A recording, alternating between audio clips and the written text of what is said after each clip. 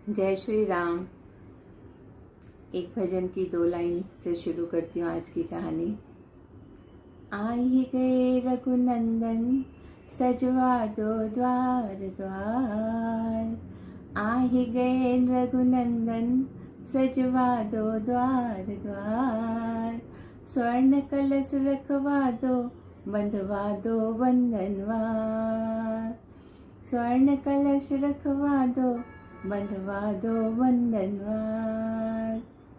भगवान के जन्म के समय त्रेता युग में अयोध्या नगरी जितनी सजी होगी, खुशियां मनाई होगी, वैसे ही हम लोग भी ऐसा लग रहा है उसी समय में जी रहे हैं, त्रेता युग में ही जी रहे हैं, क्योंकि आज भी अयोध्या नगरी उतनी सजी है और भगवान का जन्मदिन इतने शानदार तरीके से मनाया गया है। और सबसे अद्भुत दृश्य वो था कि भगवान का तिलक भगवान सूर्य कर रहे हैं और हम सभी वो सौभाग्यशाली लोग हैं जो ये दृश्य देख सके और इसके साक्षी बन सके। तो जब भगवान का जन्म हुआ तो सारी अयोध्या नगरी खुश थी, उत्साह था, उमंग था, उल्लास था। सारे देवता मनुष्य बन के, मनुष्य का रूप लेके भगवान के दर्शन करने आ रहे थे।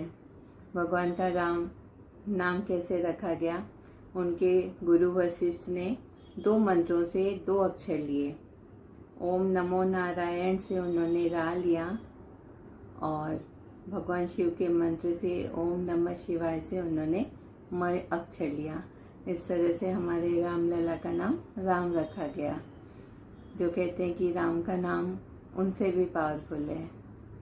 तो सब देवता लोग आ रहे थे, दर्शन कर रहे थे, खुश हो रहे थे, लेकिन एक चंद्र भगवान उदास थे। वही जब वो दर्शन करने आए तो भगवान ने पूछा कि भाई आप क्यों उदास है। तो उन्होंने कहा आपने तो सारा महत्व सूर्य नारायण को ही दे दिया। आप दोपहर में पैदा हुए, अभिजीत मुहूर्त में पैदा हुए, पुनर्वसु नक्षत्र में पैदा हुए, और कितने दिन से भगवान सूर्य तो अस्त ही नहीं हो रहे हैं। मेरे को तो आपके पास आने का ही मौका नहीं मिल रहा है। और एकदम उदास थे। तो भगवान बोले कोई बात नहीं, जब द्वापर युग होगा तब मैं रात में जन्म लूंगा, कृष्ण पक्ष में जन्म लूंगा। तो भगवान बोले ठीक है, चंद्रमा बोले ठीक है, लेकिन फिर भी उदास थे। बोले रोहिणी नक्षत्र में जन्म लूंगा, जो उन्हें प्रिय नक्षत्र है चंद्रमा को। तो भी भगवान चंद्रमा बोले ठीक है, लेकिन कोई खुशी नहीं दिखा रहे थे। तो बोले भाई अब तो खुश हो जाओ।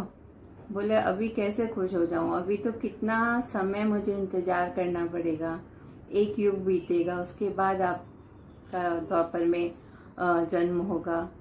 तो भगवान ने कहा ठीक है, तो आज से मैं अपने नाम के आगे चंद्र लगाता हूँ। तो इस तरह हमारे भगवान राम श्री रामचंद्र कहलाए। बोले अब तो तुम खुश हो। बोले हाँ खुश है। इस तरह से चंद्रमा खुश होके फिर वहाँ से उनके दर्शन करके विदा हुए। कहते हैं कि चंद्रमा मन का कारक है और भगवान हमारा जीवन ही है। तो इससे मन और जीवन, इनका संयोग बहुत अच्छा हो जाए तो फिर जिंदगी बहुत अच्छी हो जाती है। तो जय श्री राम, सबका मंगल हो।